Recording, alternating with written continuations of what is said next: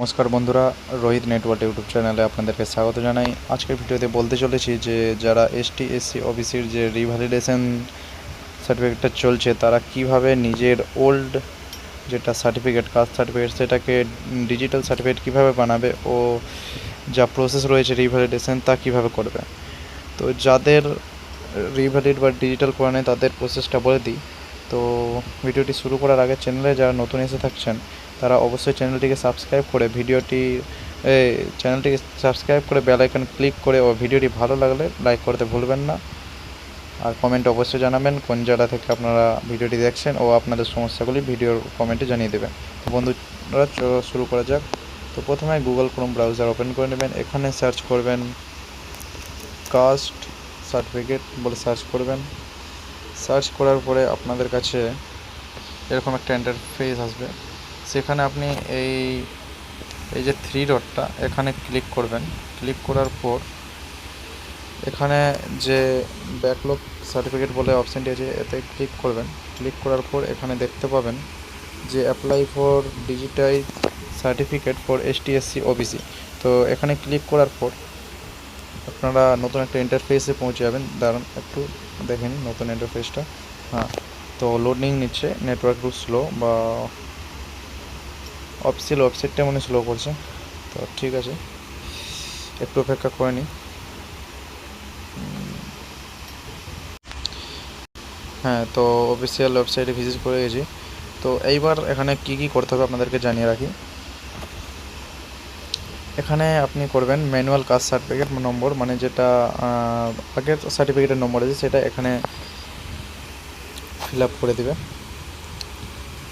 তারপরে certificate date issue, মানে সার্টিফিকেটে দেখবে যে ইস্যুটা কবে হয়েছিল সেটা এখানে ফিল আপ করে দেবে।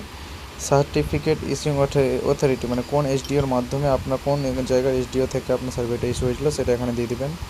কাস্ট কী আছে, এসটি এসসি না ওবিসি সেটা এখানে দিবেন, সিলেক্ট করবেন। এই যে দেখেন এখানে অপশান দিয়েছে এসটি এসসি না ওবিসি।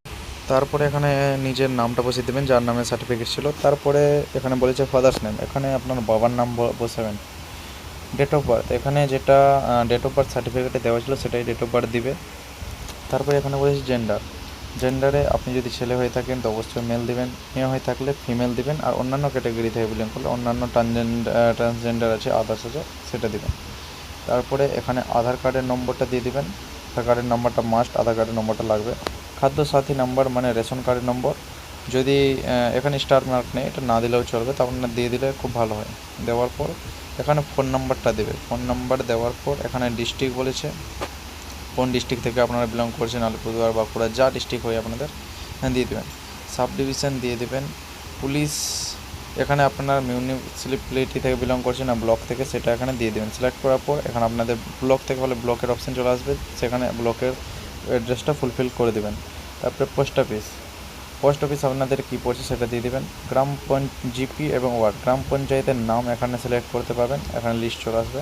ভিলেজ এবং পাড়া, ভিলেজ আপনাদের কী পড়ছে মানে গ্রাম আপনাদের কী পড়ছে সেই গ্রামের নাম দিবেন। পিনকোড নাম্বার দিবেন। তারপরে এখানে লেখা আছে upload old certificate photo in JPG within 100 কেবি। আপনার যে পুরাতন সার্টিফিকেটটা ছিল তার ফটো 100 কেবির মধ্যে জেপিজি ফাইলে এখানে আপলোড করে দিবেন। আপলোড করার পর এখানে বলেছে তারপর applicant photograph in JPG within 50 কেবি, 50 কেবির মধ্যে আপনার একটা ফটো এখানে দিয়ে দেবেন পাসপোর্ট সাইজ। তারপরে এখানে ক্যাপচা যে দেখতে পাচ্ছেন সেই ক্যাপচাটা ফিল আপ করে দেবেন। ফিল আপ করার পর এখানে সাবমিট অপশানে ক্লিক করবেন। ক্লিক করার পর এখানে আপনাকে একটা অ্যাকনলেজমেন্ট নাম্বার দেবে, সেটাকে হয় প্রিন্ট করে নেবেন বা ফটো তুলে রেখে নেবেন, পরবর্তীতে স্ট্যাটাস চেক করা কাজে দেবে।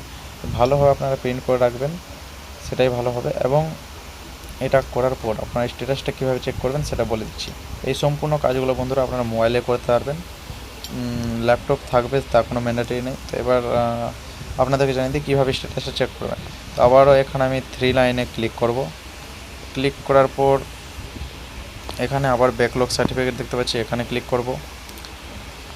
এখানে ক্লিক করার পর আপনারা দেখতে পাচ্ছেন check application status for certificate, এখানে ঢুকবো। ঢোকার পর এরকম একটা নতুন ইন্টারফেস আসবে। অ্যাপ্লিকেশন নাম্বার, যেটা ফিল আপ করার সময় অ্যাপ্লিকেশন নাম্বার দিয়েছিলেন সেই অ্যাপ্লিকেশন নাম্বারটা এখানে লিখবেন। সার্চ অপশানে ক্লিক করবেন। ক্লিক করার পর আপনাদেরকে দেখাবে যে আপনাদের কাজ কতদূর হলো, ভিডিও এসডিও কী মানে যা চেকিং সেটা হয়েছে কিনা। চেকিং হওয়ার পর আপনারা যদি অ্যাপ্লিকেশান নাম্বার দিয়ে দেখেন যে সব কাজ ফুলফিল হয়ে গেছে, সাবমিট হয়েছে, অ্যাপ্রুভ হয়ে গেছে, তাহলে আপনাদের কাছে কোনো SMS আসবে নম্বরে। তারপরে আপনি সেই SMS দেখে আপনারা যদি SC ST বা SC ST থাকেন তো এখান থেকেই আপনারা এই যে ডাউনলোড সার্টিফিকেট বলে অপশান আছে এখানে দিবেন। আর যারা OBC আছে এখানে OBCতে ক্লিক করে এখানে ডাউনলোড সার্টিফিকেটে ক্লিক করার পর এখানে অ্যাপ্লিকেশান নাম্বারটা বা সার্টিফিকেট নম্বর যেটা ছিল অ্যাপ্লিকেশান নাম্বারটাই দিবেন, অ্যাপ্লিক্যান্টের নাম দিবেন, ভেরিফাই করার পর আপনাদেরকে যেটা ডেট অফ বার্থ দিয়েছিলেন সেটা ডেট অফ বার্থ চাইবে। ডেট অফ বার্থটা দেওয়ার পর ডাউনলোডে ক্লিক করবেন, আপনাদের ডিজিটাল যে কাস্ট সার্টিফিকেট সেটা ডাউনলোড হয়ে যাবে। তো আশা করি বন্ধুরা খুব ভালোভাবে আপনাদেরকে বোঝাতে পেরেছি। যদি ভিডিওটি ভালো লেগে থাকে, ইনফরমেটিভ লেগে থাকে, ভিডিওটি থেকে কিছু শিখতে পারলে অবশ্যই লাইক করতে ভুলবেন না। আর চ্যানেলটিকে সাবস্ক্রাইব করে আমাদের পাশে থাকুন ও নতুন নতুন ভিডিও আপনাদের ইনফরমেটিভ ভিডিও আপনারা পেতে থাকবেন। ধন্যবাদ বন্ধুরা।